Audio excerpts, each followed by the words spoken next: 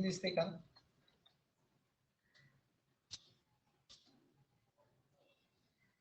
Invisible आहे.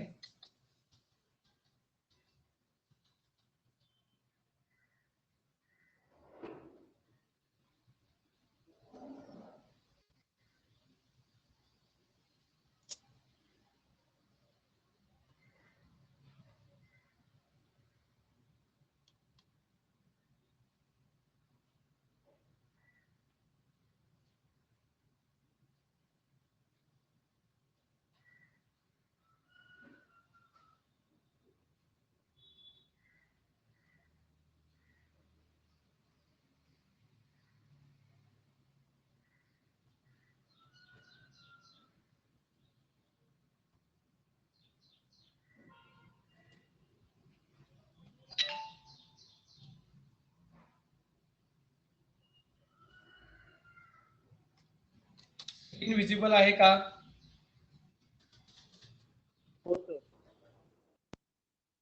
सांगायला काय होतंय ते समजत नाही. 30 मिनिट मध्ये स्क्रीन विजिबल आहे का काय?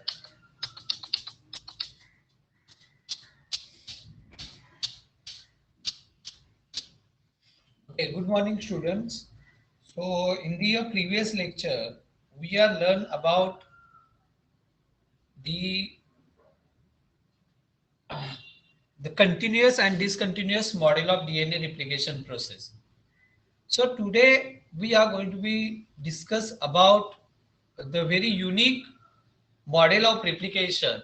We call this the theta model of DNA replication. मग theta model of DNA replication यामध्ये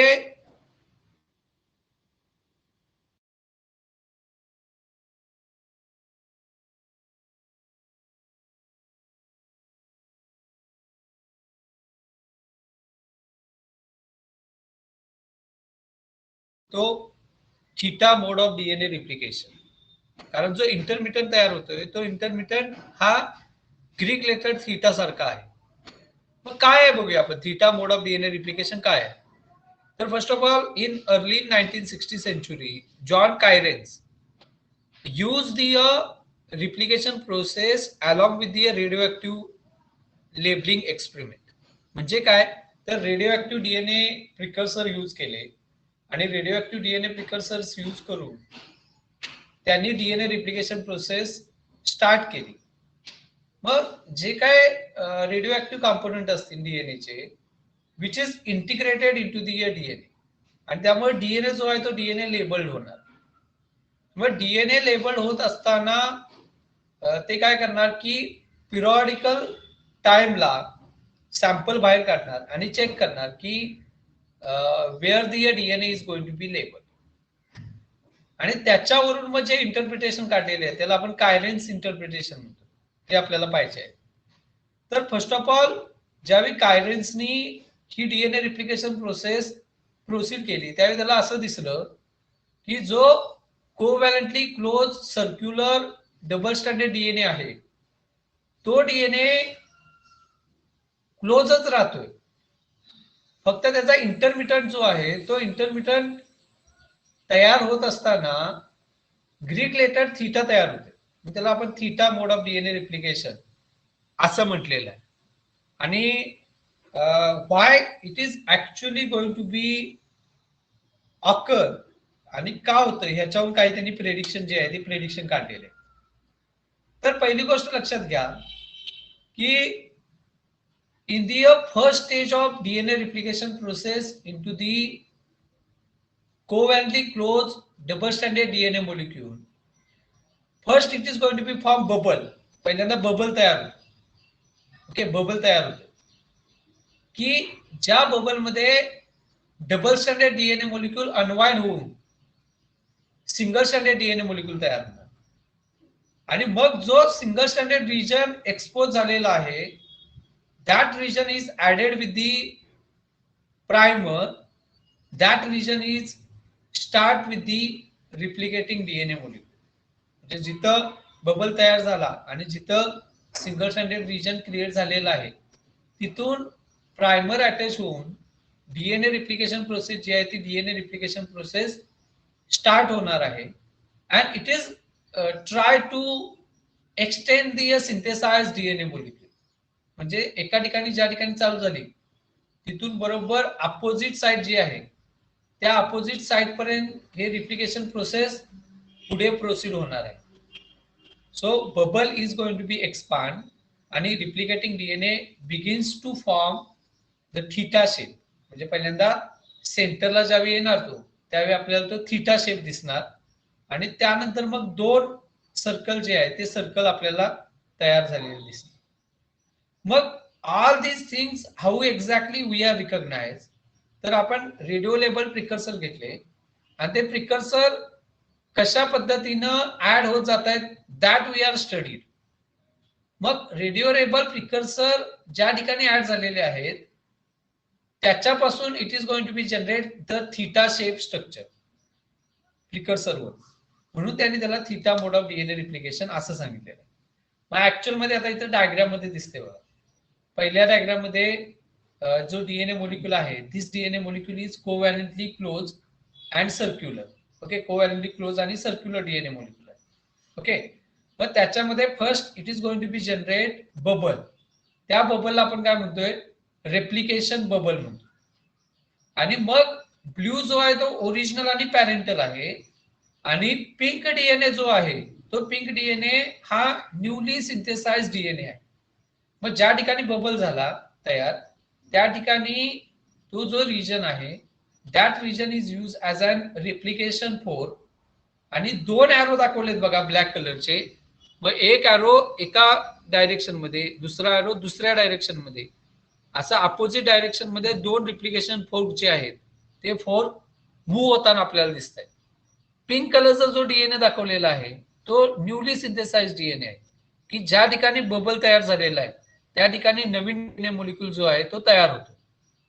so after the some time of replication we observe the structure of this DNA with the theta mode. म्हणजे theta Greek letter theta जे आहे तशा प्रकारचं structure दिसलं बघ. आता ग्रीक लेटर थीटा म्हणजे काय असतं तर 0 असतो किंवा ओ असतो आणि त्याच्यामध्ये बरोबर सेंटरला एक लाईन असते. मग तशा प्रकारचं जे स्ट्रक्चर आहे ते स्ट्रक्चर या ठिकाणी तयार झालेलं आहे. म्हणून आपण ह्या मोड ऑफ रिप्लिकेशनला theta mode of DNA replication असं म्हणतो.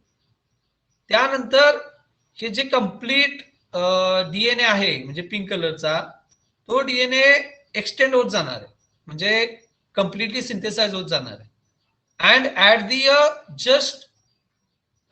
just before the end of DNA replication process or complete the DNA replication process आपल्याला कसं स्ट्रक्चर दिसणार की छोटासा रिजन आहे दोन सर्कल मधला की जो एकामेकामध्ये इंटरलिंक झालेला आहे आणि बाकी दोन सर्कल जे आहेत ते दोन सर्कल कम्प्लिटली तयार केलेले आहेत.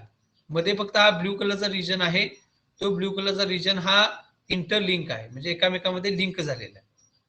आणि मग डिकॅटेनेशन होणार म्हणजे इथला जो स्टँड आहे तो एक स्टँड थोडासा कट होणार आणि बाहेर येऊन ते सर्व कॉम्प्लेक्स जो आहे तो कॉम्प्लेक्स रिमूव्ह करून परत तो स्टँड जॉईन होणार. So it is going to be form the a completely separated two circle. म्हणजे दोन सर्कल असे तयार झाले की जे रेप्लिकेटेड सर्कल आहेत आणि पूर्णपणे वेगळे वेगळे झालेले सर्कल्स जे आहेत ते सर्कल्स आपल्याला इथे दिसत आहेत. आता ऍक्च्युअल मध्ये प्रोसेस काय होते बघा. तर first of all theta model of DNA replication is begins with the unwinding of double standard DNA molecule at origin of replication region.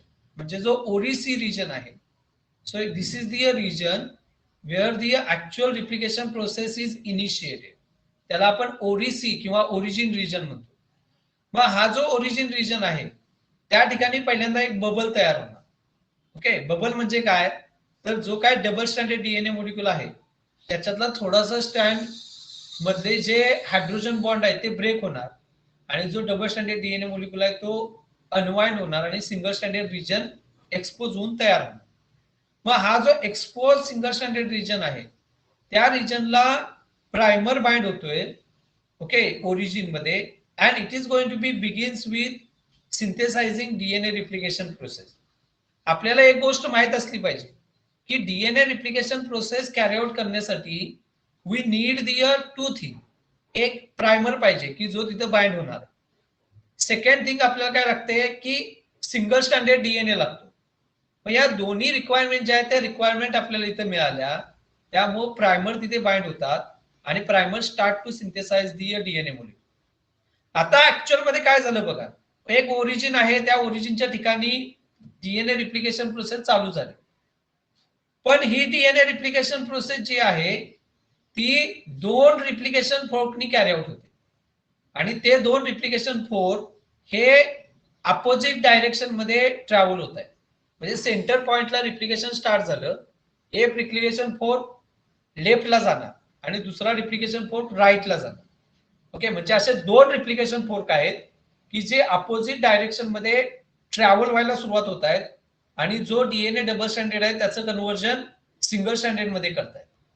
त्यामुळे ही सर्व प्रोसेस जी आहे ती प्रोसेस एंड कुठं होणार आहे, एक्झॅक्टली अपोजिट टू ओरिजिन. लक्षात घ्या, ओरिजिनला स्टार्ट झालं, तिथून रिप्लिकेशन प्रोसेस इनिशिएट झाली. मग हे जे 2 रिप्लिकेशन फोर्क आहेत की जे अपोजिट डायरेक्शन मध्ये ट्रॅव्हल होत आहेत विथ दी सेम स्पीड, ते कुठे जाऊन स्टॉप होणार, कुठे जाऊन त्यांचं फंक्शन स्टॉप करणार, तर एक्झॅक्टली अपोजिट टू ओरिजिन. म्हणजे जे ओरिजिन आहे त्या ओरिजिनच्या बरोबर अपोजिट साइडला हे जे 2 रिप्लिकेशन फोर्क आहे ते एकामेकाला येऊन थडकणार आणि त्या ठिकाणी रिप्लिकेशन प्रोसेस जी आहे ती रिप्लिकेशन प्रोसेस एंड होणार. पण बरोबर ज्यावेळी अर्धी रिप्लिकेशन प्रोसेस कंप्लीट झालेली आहे, म्हणजे रिप्लिकेशन फोर्क लेफ्टवर्ड अर्ध्या बाजूला आणि राईटवर्ड अर्ध्या बाजूला गेलेला आहे, म्हणजे जर तुम्ही घड्याळ पाहिलं तर काय होणार, घड्याळामध्ये 12 जे आहे ते जर ओरिजिन असेल तर 6 जे असणार ते टर्मिनेशन रिजन असणार. मग 12 पासून एक जो आहे तो क्लॉकवाईज डायरेक्शन मध्ये 6 पर्यंत जातो आणि दुसरा जो आहे तो 12 पासून अँटी क्लॉकवाईज डायरेक्शन मध्ये 6 पर्यंत जातोय आणि 6 ला टर्मिनेट होतो. This is the movement by which replication fork is going to be travel. आणि हाफ म्हणजे काय म्हणणार आपण, तर 12 पासून गेला 3 पर्यंत आणि 12 पासून गेला 9 पर्यंत. इथपर्यंत जर रिप्लिकेशन फोर्क गेले असतील तर तो झाला हाफ रिजन. मग ज्यावेळी ही हाफची सिच्युएशन आहे त्यावेळी मागचा जो आहे म्हणजे 12 पासून 3 पर्यंत आणि 12 पासून 9 पर्यंतचा डीएनए, तो डीएनए आपण ऑलरेडी रिप्लिकेट केलेला आहे. आणि मग त्या कंडिशन मध्ये आपल्याला जे स्ट्रक्चर पाहायला मिळतं ते स्ट्रक्चर हे ग्रीक लेटर थीटा सारखं दिसतं, म्हणून त्याला आपण theta mode of DNA replication म्हणतो. मग आता या डायग्राम मध्ये जो ग्रे कलरचा दाखवलेला आहे तो पॅरेंटल डीएनए आणि जो रेड कलर दाखवलेला आहे तो न्यूली सिंथेसाइज डीएनए आहे की ज्यामध्ये रेडिओ ऍक्टिव्ह आयसोटोप जे आहे ते इंटिग्रेट झालेले. आता एका बाजूचा रिप्लिकेशन फोर्क पाहिला आपण, इकडे ओरिजिन आहे बघा वरती येलो कलर, त्या ओरिजिन पासून एक रिप्लिकेशन फोर्क एका बाजूला ट्रॅव्हल होतोय. आपल्याला माहित आहे की 2 स्टँड असतात, एक स्टँड तो की जो कंटिन्युअसली सिंथेसाइज होतोय आणि दुसरा स्टँड तो आहे जो डिसकंटिन्युअसली सिंथेसाइज होतोय. मग जो स्टँड कंटिन्युअसली सिंथेसाइज होतोय तो कंटिन्युअस लाईन मध्ये दाखवलाय आणि जो स्टँड डिसकंटिन्युअसली सिंथेसाइज होतोय तो अपोजिट डायरेक्शन मध्ये जातोय बघा रिप्लिकेशन फोर्कच्या आणि तो डिसकंटिन्युअस दाखवलाय. आता सेम असाच अजून एक रिप्लिकेशन फोर्क या बाजूला दाखवलाय येलो कलर, म्हणजे 2 रिप्लिकेशन फोर्क आहेत. लक्षात घ्या, एक क्लॉकवाईज डायरेक्शन मध्ये ट्रॅव्हल होतोय, दुसरा अँटी क्लॉकवाईज डायरेक्शन मध्ये ट्रॅव्हल होतोय. प्रत्येक रिप्लिकेशन फोर्कला 2 स्टँड आहेत, म्हणजे एक लीडिंग एक लॅगिंग, एक लीडिंग एक लॅगिंग. लॅगिंग तो की जो डिसकंटिन्युअस आहे, लीडिंग तो जो कंटिन्युअसली सिंथेसाइज होतो. आता as like this manner replication is going to be start, it is going to be ends exactly at the opposite end of the origin. म्हणजे 12 ला जर ओरिजिन असेल तर डीएनए रिप्लिकेशन प्रोसेस जी आहे ती डीएनए रिप्लिकेशन प्रोसेस ही exactly 6 ला येऊन स्टॉप होणार आहे. 6 नंतर परत ती प्रोसेस कॅरी आउट होणार नाही. मग ऍक्च्युअल मध्ये काय काय प्रोसेस होते बघा. तर पहिल्यांदा हा आपल्याकडे आहे covalently close circular DNA molecule. आता हा जो डीएनए मॉलिक्यूल आहे त्या डीएनए मॉलिक्यूल मध्ये येलो कलर जो दाखवलाय तो ओरिजिन ऑफ रिप्लिकेशन आहे. So it is going to be begins with formation of bubble. पहिल्यांदा रिप्लिकेशन बबल तयार होतो आणि replication bubble is going to be provide one requirement of replication. म्हणजे डबल स्टँडर्ड डीएनए जर असेल तर त्याच्यावरती रिप्लिकेशन प्रोसेस होऊ शकत नाही. पहिल्यांदा डबल स्टँडर्ड डीएनएचं कन्व्हर्जन हे सिंगल स्टँडर्ड डीएनए मध्ये करावं लागणार आणि हे करण्यासाठी त्या ठिकाणी रेप्लिकेशन फोर्क बाइंड होणार, हेलिकेज एन्झाइम बाइंड होणार, असे खूप सारे प्रोटीन बाइंड होणार आणि ते डबल स्टँडर्ड डीएनए जो आहे त्यामध्ये ओरिजिनच्या साईटला एक रिप्लिकेशन बबल तयार करणार. ओके, रिप्लिकेशन बबल तयार करणार. मग या ठिकाणी रिप्लिकेशन बबल जो आहे तो तयार झाला. आता रिप्लिकेशन बबल तयार झाला तर मग रिप्लिकेशन मशिनरी जी आहे ती जॉईन होणार ओरिजिनला. They are going to be add primer आणि स्टार्ट टू सिंथेसाइज डीएनए. मग असे दोन रिप्लिकेशन फोर्क जे आहेत ते प्रत्येक वेळी डीएनए रिप्लिकेशन मध्ये आपल्याला पाहायला मिळतात आणि दोन्ही जे रिप्लिकेशन फोर्क आहेत ते अपोजिट डायरेक्शन मध्ये ट्रॅव्हल होत आहेत. लक्षात घ्या. ओके, अपोजिट डायरेक्शन मध्ये म्हणजे एक क्लॉकवाईज तर दुसरा अँटी क्लॉकवाईज. आणि सिंथेसिस जी आहे ते सिंथेसिस आपल्याला माहितच आहे की एक जो रिप्लिकेशन फोर्क असतो तो एक स्टँड हा कंटिन्युअसली सिंथेसाइज करतो आणि दुसरा जो स्टँड आहे तो डिसकंटिन्युअसली सिंथेसाइज करतो. ओके, मग अशा वेळी डीएनए जो आहे तो सिंथेसिस करायला सुरुवात होणार. ज्यावेळी हाफ रिप्लिकेशन सर्कलचं कंप्लीट होणार त्यावेळी आपल्याला असं दिसतं की रेडिओ ऍक्टिव्हिटी जी आहे ती radio activity is going to be make the DNA with a theta structure. म्हणजे डीएनएचं जे आहे ते थीटा स्ट्रक्चर तो दाखवतो, म्हणजे झिरो आणि मध्ये लाईन. हे थीटा स्ट्रक्चर जे आहे ते थीटा स्ट्रक्चर आपल्याला पाहायला मिळतं. त्याच्यानंतर पुढे जाऊन हे जे दोन डीएनए आहेत ते दोन डीएनए कम्प्लीट रिप्लिकेट होतात. पण रिप्लिकेट झालेले जे सर्कल आहे ते सर्कल इज कॅटॅनेटेड सर्कल. हे कॅटॅनेटेड सर्कल आहे. म्हणजे काय तर दोन जे सर्कल आहे ते एकामेकामध्ये लिंक झालेले, एकामेकामध्ये अटॅच झालेले, ते आपल्याला वेगळे करावे लागणार. लक्षात घ्या, एकामेकामध्ये अडकलेले ते वेगळे करावे लागणार. जे अडकलेले दोन सर्कल आहे त्याला आपण कॅटॅनेटेड सर्कल म्हणतो. हे कॅटॅनेटेड सर्कल सेपरेट करण्यासाठी काय होतं तर एक डीएनएचा स्टँड कट केला जातो सर्कल मधून. जो इंटरलिंक सर्कल आहे ते लूज करून बाहेर आणला जातो स्टँड आणि परत जॉईन केला जातो. So that it is going to be form complete set of two DNA molecule. म्हणजे दोन डीएनए मोलिक्यूल जे कम्प्लिटली तयार झालेले आहेत ते आपल्याला पाहायला मिळतात. मग तीच डायग्राम परत इथे दाखवलेली आहे की theta mode of DNA replication. पहिल्यांदा आपल्याला बघा दोन स्टँड आहेत, एक स्टँड ब्ल्यू कलर आहे, एक स्टँड रेड कलर आहे. रिप्लिकेशन बबल तयार होतोय. रिप्लिकेशन बबल नंतर तयार होणारा डीएनए जो आहे तो रेड कलरचे रेडिओ ऍक्टिव्हिटी दाखवतोय. त्यामुळे आपल्याला मध्येच theta mode of DNA replication जे आहे ते पाहायला मिळालं.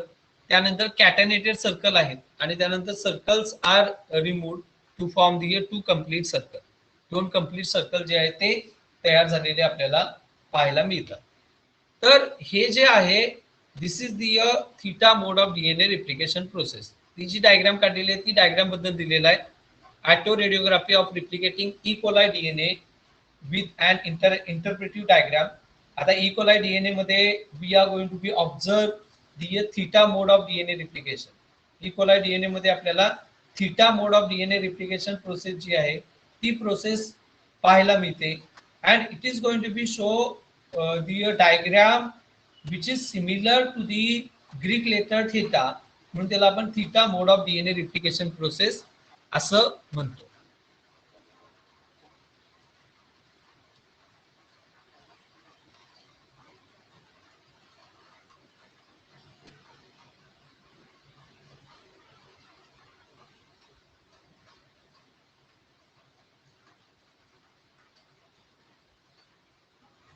पॉइंट जर क्लिअर झाला असेल तर चॅट बॉक्स मध्ये रिप्लाय करा. Theta mode of DNA replication जे आहे ते जर क्लिअर असेल तर चॅट बॉक्स मध्ये रिप्लाय करा.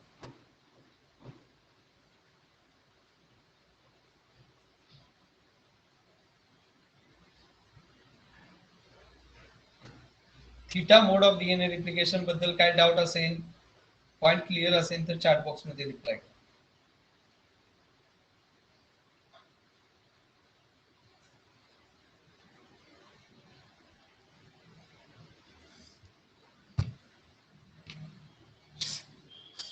ओके, तर बघा हे आपण पाहिलं theta mode of DNA replication process. आता theta mode of DNA replication process जी आहे ती प्रोसेस आपण कम्प्लिटली स्टडी केली आणि त्याच्याबद्दल आपल्याला काही डाऊट नाही. But why the Cairns gives the much importance to theta mode of DNA replication process. Theta mode of DNA replication प्रोसेसला त्यांनी एवढं इम्पॉर्टन्स का दिलेलं आहे? So that we are going to be studied with the next part of the same presentation. काय आहे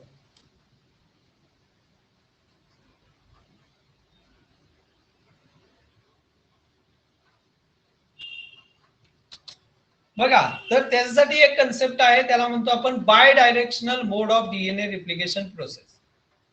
म्हणजे theta mode of DNA replication process ज्यावेळी डिस्कवर झालं त्यावेळी we get the idea that की replication process is going to be occur bidirectionally. Bidirectionally म्हणजे काय? तर एका टर्मिनलला चालू होऊन दुसऱ्या टर्मिनलला एंड होण्याऐवजी बाय डायरेक्शनल रिप्लिकेशन प्रोसेस मध्ये रिप्लिकेशन जे आहे ते एका पर्टिक्युलर सेंटरला सुरुवात होते आणि it is going to be end at terminal आणि दोन बाजूला ट्रॅव्हल होतात ॲट अ टाइम, दोन बाजूला ट्रॅव्हल होत असते.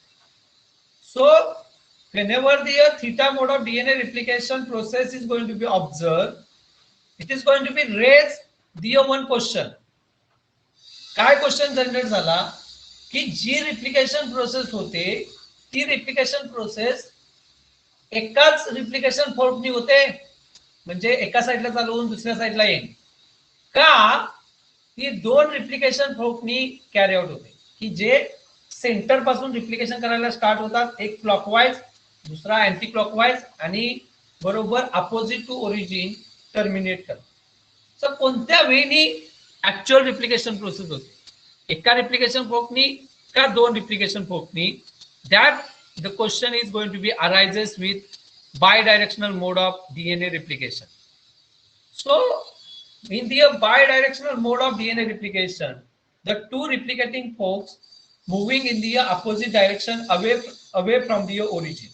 मग कायरेनने जी ॲटोरेडिओग्राफ्स पाहिले किंवा त्याचे जे डायग्राम पाहिल्या त्या डायग्राम मध्ये आपल्याला दिसतं की ओरिजिनला हे स्टार्ट होतं and it will be end at the opposite side. त्याच्यानंतर काय झालं की कायरेन्स नंतर इलिझाबेथ बायरेसिस आणि आर बी वेक यांनी परत हा सेम एक्सपेरिमेंट हा बॅसिलस सबटिलिस वरती कॅरी आउट केला आणि त्यांनी शोधून काढलं की डीएनए रिप्लिकेशन प्रोसेस जी आहे ती डीएनए रिप्लिकेशन प्रोसेस ही बाय डायरेक्शनल वेनीच होते. आता इथं साध्या डायग्राम आहे, लक्षात घ्या, हा जो डीएनए आहे तो डीएनए हा कोव्हॅलेंटली क्लोज सर्क्युलर आहे, पण आपण एक पर्टिक्युलर रिजन घेतलेला आहे so that we get the idea that की रिप्लिकेशन फोर्क जे आहे ते दोन आहे, एक नाही दोन आहे आणि बाय डायरेक्शनल आहे. हे शोधून काढण्यासाठी आपण छोटा रिजन घेतलेला आहे. मग त्यामध्ये सेंटरला ओरिजिन आहे. मग पहिल्यांदा त्यांनी काय केलं की लो रेडिओ ऍक्टिव्हिटी पल्स दिला. आता लो रेडिओ ऍक्टिव्हिटी पल्स दिल्यामुळे काय झालं की पहिल्यांदा कमी कमी प्रमाणात रेडिओ ऍक्टिव्हिटी त्यामध्ये ऍड झाली, जो आपण ब्ल्यू कलरनी दाखवलेला आहे बघा. ओके, ब्ल्यू कलरनी दाखवलेला आहे म्हणजे रेडिओ ऍक्टिव्हिटी जी आहे ती रेडिओ ऍक्टिव्हिटी ऍड झालेली आहे. त्यानंतर त्यांनी थोड्या वेळाने हाय रेडिओ ऍक्टिव्हिटी पल्स दिला. हाय रेडिओ ऍक्टिव्हिटी पल्स मध्ये काय दिसलं आपल्याला की higher amount of radio isotopes integrate होत आहे. त्यामुळे कलर जो आहे तो पहिला ब्ल्यू होता, त्यानंतर जो सिंथेसाइज होणारा डीएनए आहे त्याचा कलर हा ऑरेंज आहे, ऑरेंज किंवा रेड आहे. मग आता यामध्ये काय दिसतं बघा आपल्याला की मध्ये ब्ल्यू लाईन आहे आणि बाजूला काय आहे, ऑरेंज लाईन आहे. मध्ये ब्ल्यू लाईन आहे आणि बाजूला दोन ऑरेंज लाईन आहे. ह्यावरून आपल्याला प्रूव्ह होतं की डीएनए रिप्लिकेशन प्रोसेस जी आहे ती बाय डायरेक्शनल आहे. आता बघा, जर युनि डायरेक्शनल असती तर एका बाजूला ब्ल्यू आणि दुसऱ्या बाजूला रेड असता. लक्षात घ्या, एका बाजूला ब्ल्यू आणि दुसऱ्या बाजूला रेड असता. म्हणजे कसा, आता त्यांनी सुरुवात केली डीएनए रिप्लिकेशन करायला आणि लो ऍक्टिव्हिटी, एकच रिप्लिकेशन फोर्क आहे, एका बाजूलाच ट्रॅव्हल होतोय, तर पहिल्यांदा low activity, low radio activity add करणार आणि त्यानंतर मग हाय रेडिओ ऍक्टिव्हिटी. म्हणून एका बाजूला ब्ल्यू आणि नंतरच्या बाजूला रेड कलरची जी डीएनए सिंथेसाइज केलाय तो आपल्याला दिसला असता जर रिप्लिकेशन प्रोसेस ही युनिडायरेक्शनल असती तर. पण रिप्लिकेशन प्रोसेस आपली कशी आहे, बाय डायरेक्शनल आहे. त्यामुळे काय झालं की सेंटरला सुरुवात, एका बाजूला दोन रिप्लिकेशन फोर्क आहेत, अपोजिट डायरेक्शन मध्ये मूव्ह होत आहे. सुरुवातीला लो रेडिओएक्टिव्ह पल्स दिलाय, त्यामुळे दोन्ही बाजूला blue blue blue blue blue add होत जाणार दोन्ही बाजूला. आणि मग त्यानंतर हाय रेडिओएक्टिव्ह पल्स दिल्यामुळं त्याच्या पुढे परत रेड ऍड होतात, पुढे रेड. आणि मग आपण काय केलं की स्टॉप केली रेडिओ ऍक्टिव्हिटी. मग त्यानंतरचा नॉर्मल डीएनए असेल. म्हणजे काय झालं, मध्ये ब्ल्यू, त्यानंतर रेड, दोन्ही बाजूला रेड, आणि त्यानंतर परत नॉर्मल डीएनए असं आपल्याला दिसलं. म्हणजे काय झालं की हाय रेडिओएक्टिव्ह पल्स दिलेला रिजन जो आहे तो रिजन हा लो रेडिओएक्टिव्ह पल्स रिजननी वेगळा केलेला आहे, आणि दोन हाय रेडिओएक्टिव्ह पल्स रिजन आपल्याला दिसत आहेत. आणि ज्या अर्थी दोन हाय रेडिओएक्टिव्ह पल्स रिजन दिसत आहेत त्या अर्थी रिप्लिकेशन फोर्क सुद्धा दोन आहेत. आणि हे जे रिप्लिकेशन फोर्क आहेत ते रिप्लिकेशन फोर्क हे अपोजिट डायरेक्शन मध्ये रिप्लिकेशन प्रोसेस कॅरी आउट करत जातात. अपोजिट डायरेक्शन मध्ये हा जो रिप्लिकेशन फोर्क आहे ते फोर्क मूव्ह होत असतात. हे आपल्याला गाय रिसर्च आणि वेक यांचा जो एक्सपेरिमेंट आहे त्या एक्सपेरिमेंट वरून कळलं. मग इथे त्यांनी काय केलं, experimental demonstration of bidirectional replication आहे. पहिल्यांदा autoradiograph of replicating bacillus subtilis is going to be observe. कसा केला तर डॉर्मंट बॅक्टेरियल स्पोर्स जे आहेत ते जर्मिनेट केले first with the low radio active DNA precursor. Okay, त्यामुळं ह्या low radio active DNA precursor use करून जो डीएनए तयार होतोय त्या डीएनएचा रिप्लिकेटिंग बबल जो आहे तो रिप्लिकेटिंग बबल, आणि त्याच्या साईडला हे आपल्याला कमी इंटेन्सिटीनी रेडिओ ऍक्टिव्ह झालेले डीएनए मॉलिक्यूल पाहायला मिळतात. आणि मग त्याच्यानंतर काय होतं की high radioactive DNA precursor जे आहे ते high radioactive DNA precursor add केले जातात. म्हणून आपल्याला कळलं की DNA replication process is going to be occur bi direction. Interpretation काय मिळालं बघा ह्या एक्सपेरिमेंट, गायरिस्टिट्स आणि वेकच्या एक्सपेरिमेंटवर. तर active radiograph, the purple colour represent slightly label DNA stamp, and this is going to be produce during low radioactive pulse. म्हणजे ज्यावेळी पहिल्यांदा आपण लो रेडिओएक्टिव्ह पल्स दिलेले त्यावेळी डीएनए जो आहे तो डीएनए पर्पल कलरनी लेबल होणार. आणि त्यानंतर आपण डीएनए पाहतोय ऑरेंज कलर आहे. हा ऑरेंज कलर कशामुळं, तर त्या ठिकाणचा डीएनए जो आहे तो हाय रेडिओएक्टिव्ह पल्सनी लेबल झालेला आहे. आणि हाय रेडिओएक्टिव्ह पल्सनी तो लेबल झालेला असल्यामुळं जे काय रेडिओ ऍक्टिव्हिटी आहे ती रेडिओ ऍक्टिव्हिटी ही आपल्याला ऑरेंज कलरची हाय रेडिओ ऍक्टिव्ह पल्सची रेडिओ ऍक्टिव्हिटी ही आपल्याला दोन वेगवेगळे रिजन की जे रिजन लो रेडिओ ऍक्टिव्ह पल्सचा एक रिजननी वेगळा झालेला दिसतो. ओके, त्यामुळे आपण म्हणतो की बॅसिलस सबटिलिस जे आहे this is going to be carried out DNA replication bidirectional way. आता बघा, so whatever this investigation is done, so it allowed that bacillus subtilis cell to grow in a short time with the presence of weak radioactive label or weak radioactive DNA precursor. आणि मग त्यानंतर खूप छोट्या टायमासाठी आपण strong radioactive precursor जे आहेत ते दिलेले आहेत. मग ह्या केसमध्ये काय होणार तर TH थायमिडी आणि tritium is specially useful for this type of the autoradiography. मग ह्या रेडिओ ऍक्टिव्हिटी मध्ये तो वीक रेडिओ कंपोनेंट आहे, त्यामुळे it is going to be travel with a very short region. म्हणजे ज्या रिजन मध्ये फक्त हा रेडिओ असेल तेवढ्याच छोट्याशा रिजन मध्येच हा रेडिओ दाखवतो, जास्त इमल्शन करत नाही, त्यामुळे तो जास्त रिजन डार्क झालेला दाखवणार नाही. आणि त्यानंतर सिल्वर ग्रेन्स आपण ऑटो रेडिओग्राफी मध्ये यूज केलेले आहेत, जेणेकरून आपल्याला रेडिओ डीएनए किंवा लेबल डीएनए मॉलिक्यूल जो आहे तो डीएनएचा रिजन हा शार्प दिसेल, ब्लर दिसणार नाही, शार्प दिसेल. कारण शार्प दिसला तरच आपण असं कन्सिडर करू की या ठिकाणी नवीन डीएनए सिंथेसाइज झालाय with low radio activity and high radio activity.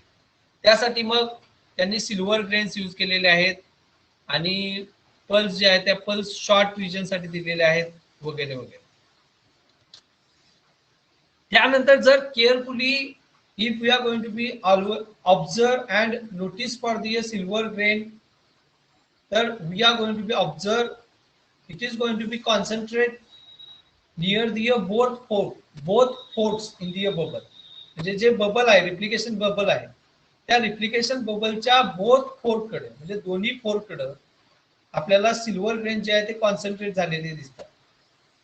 So this extra labelling is going to be identify the region of DNA that way replicating during hot और हाय रेडिओ. म्हणजे आपल्याला दोन्ही मध्ये डिफरन्शिएशन करायचं.